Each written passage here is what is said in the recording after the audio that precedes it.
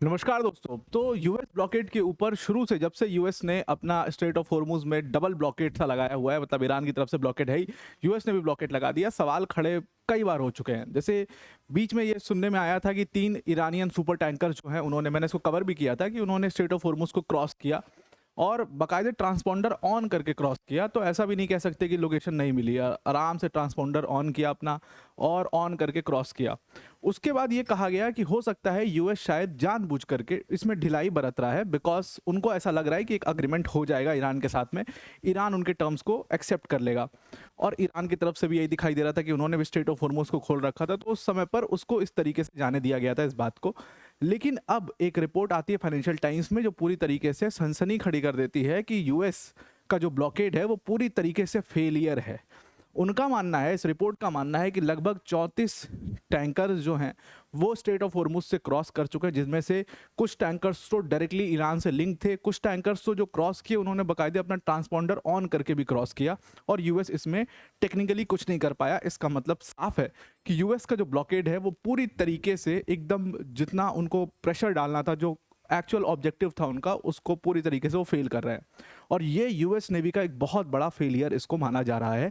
Detail में इसको discuss करते हैं, पर वीडियो में आगे जाने से पहले एक बड़ी अनाउंसमेंट अनअकैडमी टीम की तरफ से कि अगर आप यूपीएससी सीएससी की प्रिपरेशन कर रहे हैं तो अनअकैडमी ने कल अपना शिखर इवेंट सेलिब्रेट किया और इस शिखर इवेंट में हमने प्रॉबेबली सबसे बड़ी अनाउंसमेंट करी। यूपीएससी सीएससी की इंडस्ट्री का सबसे बड़ा अनाउंसमेंट था कि अनअकैडमी ने अपना फाउंडेशन कोर्स जो है, यूपीएससी सीएससी का फाउंडेशन कोर्स, उसका प्राइस सिर्फ और सिर्फ 16,999 कर दिया है। ये आज तक की अनअकैडमी की हिस्ट्री का सबसे लोएस्ट प्राइस है। और इस प्राइस में आपको मृणाल सर, सुदर्शन सर, प्रतीक सर जैसे एजुकेटर्स जो है वो पढ़ा रहे होंगे, जो इंडिया के बेस्ट एजुकेटर्स हैं, जिन्होंने इस बार रैंक 1 निकाल करके दिया। वो एजुकेटर्स आपको इस फाउंडेशन बैच में पढ़ा रहे हैं और इसके अंदर आपके लिए सब कुछ मौजूद है। मतलब आपको हर जगह, हर चीज़ में जो चीज़ चाहिए आपको फाउंडेशन कोर्स के अंदर, वो सारी चीज़ें मौजूद है। आपको और किसी भी जगह से कुछ लेने की ज़रूरत नहीं है। पूरा आपका टेस्ट सीरीज़ जो है, प्रीलिम्स का एज वेल एज मेंस का इवैल्यूएशन के साथ, वो आपको यहाँ पर मिलता है। मेंटोरशिप सपोर्ट आपको यहाँ पर मिलता है और सारे सब्जेक्ट्स कवर होते हैं, वो तो हैं ही। तो लिंक हमने डिस्क्रिप्शन में इसका दे दिया, उस पर क्लिक करके आप इसको ज्वाइन कर सकते हैं और इस पर मेरा आप कोड इस्तेमाल कर सकते हैं APYT10। Now coming back to the topic. अब डोनाल्ड ट्रंप ने कहा कि उन्होंने ब्लॉकेट, डोनाल्ड ट्रंप का आपको अनाउंसमेंट याद होगा जो उन्होंने 13 अप्रैल को दिया था। उन्होंने कहा था कि हम पूरी तरीके से स्ट्रेट ऑफ हॉर्मुज को कंट्रोल करते हैं। और अब क्योंकि first round of talks fail हो चुकी थी, तो उन्होंने कहा कि अब हम यूएस ब्लॉकेड लगा रहे हैं और स्ट्रेट ऑफ हॉर्मुज से अब हम कोई भी वेसल पास नहीं होने देंगे। इसको एक मास्टर स्ट्रोक कहा गया था। इसके पीछे का रीजन था कि यूएस का एक ऑब्जेक्टिव था, स्ट्रेट ऑफ हॉर्मुज को हम बंद करेंगे तो पूरी तरीके से ईरान की जो इकॉनमी है, 90% ईरान की इकॉनमी जो है वो एक्सपोर्ट पर चलती है, वो एक्सपोर्ट बंद हो जाएगा और उससे हम उनकी इकॉनमी को क्रिपल कर पाएंगे और उनके लड़ने की क्षमता को इस तरीके से हम क्रिपल कर पाएंगे और उस प्रेशर में आकर के वो हमारे साथ एक फाइनल डील कर लेंगे। ये उनका पूरा ट्रेमेंडस सक्सेस हुआ था। ऐसा उनका कहना था कि हम जो प्रेशर डालने की कोशिश कर रहे हैं ईरान के ऊपर, वो प्रेशर उनके ऊपर पड़ रहा है, क्योंकि फर्स्ट राउंड ऑफ टॉक्स में इनको लगा था कि वो काफ़ी प्रेशराइज हैं और वो करना चाह रहे हैं पीस और ये सारी चीज़ें थी। तो ट्रंप ने कहा कि वो बहुत अच्छा काम कर रहा है, लेकिन रिपोर्ट्स कुछ और सजेस्ट करती रही। रिपोर्ट्स ने बीच में भी सजेस्ट किया था कि बहुत सारी ईरानियन टैंकर्स को पास होते वहाँ से देखा जा रहा है। लेकिन तब ये बात को कह दिया गया था कि हो सकता है ये जानबूझ करके US is leaving all those tankers so that कोई भी ऐसा घटना ना हो जिसकी वजह से टॉक्स जो हैं वो फेल हों। लेकिन आज फाइनेंशियल टाइम्स के अंदर एक रिपोर्ट छपी और उस रिपोर्ट ने कहा कि लगभग 34 टैंकर्स जो हैं वो स्ट्रेट ऑफ हॉर्मुज क्रॉस कर चुकी हैं, जिनमें से कुछ टैंकर्स तो डायरेक्टली ईरान की लिंक्ड टैंकर्स हैं और इससे यूएस की बड़ी भद्दपिटी है। असल में अगर आप देखो तो जो एक्चुअल इनका, अगर ये रिपोर्ट सही है तो एक्चुअल जो इनका ऑब्जेक्टिव था वो पूरी तरीके से फेल होता है। अप्रैल 13 को इन्होंने, यूएस ने कहा कि हम ब्लॉकेड लगा रहे हैं, यूएस ने अपना ब्लॉकेड इंपोज किया। उन्होंने कहा कि हम पूरी तरीके से इकोनॉमिक ट्रेड को होल्ड कर देंगे, लेकिन सिर्फ इसमें इकोनॉमिक ट्रेड को होल्ड करने की बात नहीं थी। इसमें एक बहुत बड़ा प्रेशर ईरान के ऊपर डालने की बात थी कि वो सारे टर्म्स को मान ले, क्योंकि उनकी इकॉनमी क्रिपल करेगी तो उनके लड़ने की क्षमता भी क्रिपल कर जाएगी और फिर वो कहाँ से वो सारी चीज़ें, जो इक्विपमेंट्स उनके पास पहुँच रहे हैं वो कहाँ से पहुँचेंगे, बहुत सारे ऐसे बात थी। तो उनके ऊपर प्रेशर पड़ेगा और फिर वो हमारे साथ डील कर लेंगे, जो कि पूरी तरीके से फेल हुआ। अगर शिप्स क्रॉस हो रही हैं तो जो आप प्रेशर डालने की कोशिश कर रहे थे ईरान के ऊपर, वो प्रेशर कभी पड़ा ही नहीं उनके ऊपर। अब यहाँ पर अगर आप देखो यूएस की परफॉर्मेंस, तो बहुत ही disappointing performance strait of Hormuz के ब्लॉकेड में रही है यूएस नेवी की परफॉर्मेंस। अभी तक उन्होंने सिर्फ एक कंटेनर शिप को डिटेन किया है गल्फ ऑफ ओमान के पास, और उसके अलावा अगर आप देखें तो उनके हाथ कुछ भी नहीं लगा है। उनका कहना है, अब यूएस जो सेंट्रल कमांड का कहना है, उनका कहना तो ये है कि अमेरिकन फोर्सेस ने लगभग 28 ऐसे वेसल्स को वापस वहाँ से भेज दिया और हमने कर दिखाया और हम सक्सेसफुल हैं और ये हैं वो हैं। लेकिन रिपोर्ट का कहना है कि 34 शिप्स ने क्रॉस किया पूरे ब्लॉकेड को, जिसमें से 19 तो ऐसे टैंकर्स थे जो डायरेक्टली ईरान से लिंक थे, और उनका बकायदे उनमें से कुछ टैंकर्स तो ऐसे थे जो सैंक्शन थे, लास्ट ईयर भी सैंक्शन किया गया था, वो ट्रांसपॉन्डर्स अपना ऑन करके वो क्रॉस करते हैं और फिर भी यूएस नेवी कुछ नहीं कर पाती है। लगभग 15 ऐसी शिप्स थी जिन्होंने गल्फ में एंटर किया अरेबियन सी के थ्रू।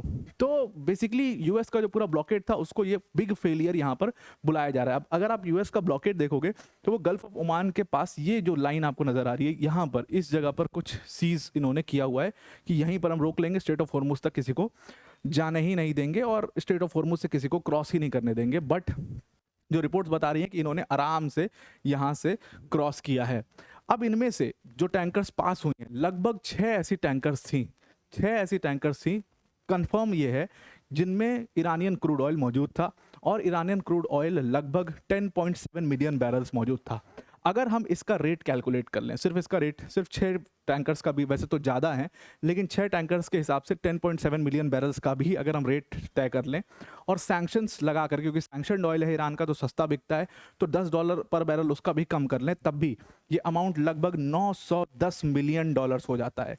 $910 मिलियन का मतलब ये है कि जब आप ईरान की इकॉनमी को क्रिपल करने की कोशिश कर रहे थे इस यूएस ब्लॉकेड से, वो इकॉनमी कहाँ क्रिपल हो रही है? ईरान के पास उतना ही पैसा पहुँच रहा है, थोड़ा कम पहुंच रहा है लेकिन पहुंच रहा है, और आराम से वो अपने इस पूरे वॉर को फीड कर पा रहे हैं। तो फिर आपका जो पूरा अल्टीमेट एम था वो अल्टीमेट एम फेल हो गया, वो पूरी तरीके से आप यहाँ पर एकदम फेल हो गए। अब यहाँ पर जो डेटा है हमारे पास, एक वेसल है जिसका नाम है डोरेना। ये वेसल ईरानियन फ्लैग्ड वेसल है, ये सुपर टैंकर है, ईरानियन फ्लैग्ड सुपर टैंकर है और सैंक्शनड टैंकर है। इन्होंने बाकायदे यूएस ब्लॉकेड को क्रॉस किया, ट्रांसपॉन्डर को इन्होंने ऑफ कर दिया था, ऐसा कहा जा रहा है, जिससे सिग्नल और लोकेशन आइडेंटिटी पता लगती है, ट्रांसपॉन्डर को इन्होंने ऑफ कर दिया था। वोर्टेक्सा का मानना है, जो ये डेटा प्रोवाइड करता है कि जो ऑयल और गैस है उसका मूवमेंट किधर की तरफ है, उनके डेटा के हिसाब से ईरानियन वाटर्स में से 17 अप्रैल को एक वेसल क्रॉस किया है, सुपर टैंकर था।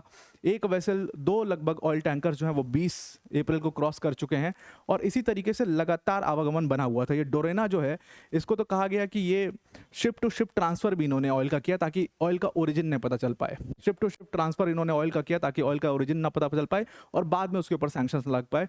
तो ऑयल के ओरिजिन को बचाने के लिए उन्होंने गल्फ ऑफ मलेशिया के पास, कोस्ट ऑफ मलेशिया के कोस्ट के पास इन्होंने उस शिप टू शिप बिट ट्रांसफर भी वहां पर किया था ताकि उस ऑयल का ओरिजिन ना पता लग पाए। इसी तरीके से बहुत सारे टैंकर्स हैं जो अप्रैल 14 को बताया गया कि स्ट्रेट ऑफ हॉर्मुज को 2 टैंकर्स ने और क्रॉस किया था, जिसका एक का नाम था मुरली किशन, एक टैंकर का नाम था अलिशिया, उन्होंने भी क्रॉस किया था। तो कहने का मतलब यह है कि जो स्ट्रेट ऑफ हॉर्मुज के ऊपर जो कंट्रोल अपना बताता है यूएस, वो कंट्रोल बिल्कुल खत्म है, वो कोई कंट्रोल नहीं है यूएस का, और वो पूरी तरीके से फेल हुए हैं। बल्कि स्ट्रेट ऑफ हॉर्मुज को अगर सही तरीके से देखा जाए तो ईरान ने जिस तरीके से कंट्रोल किया है वो बहुत भयंकर है।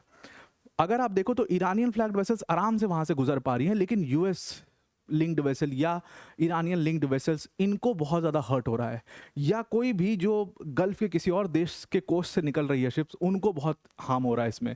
लेकिन ईरान की वेसल्स वहाँ से सक्सेसफुली निकल पा रही हैं, जो कि साफ दिखाता है कि सिर्फ स्ट्रेट ऑफ हॉर्मुज ही नहीं, अगर आप स्ट्रेट ऑफ हॉर्मुज के अलावा भी देखोगे तो पूरा गल्फ ऑफ ओमान तक, ईरान का कहना है कि पूरा गल्फ ऑफ ओमान तक, पूरा इस रीजन तक ईरान का बहुत कंट्रोल है, और ईरान आराम से यहाँ पर ऑपरेट कर पाता है क्योंकि उसकी कोस्टलाइन इतनी बड़ी है कि उनको ऑपरेट करने में कोई बहुत समस्या यहाँ पर नहीं आती है। और यूएस को इस लाइन को बनाए रखने में, इस ब्लॉकेड को बनाए रखने में बहुत ज़्यादा समस्याओं का सामना करना पड़ रहा है। अब आप मुझे बताइए कि क्या इस ब्लॉकेड के ना होने की वजह से इस वॉर की दिशा पूरी तरीके से बदल जाएगी? क्या ईरान अब यूएस को प्रेशर में ला देगा? अगर वो चाहें तो क्या यूएस को प्रेशराइज कर सकते हैं? और क्या वो इस टर्म्स को मानेंगे भला कि वो अपना जो यूरेनियम है उसको ट्रांसफ़र करें? ये सारे सवाल यूएस के सामने खड़े होते हैं, इस पूरे वॉर के सामने खड़े होते हैं। तो आई होप आपको पूरा आर्टिकल समझ में आ गया होगा।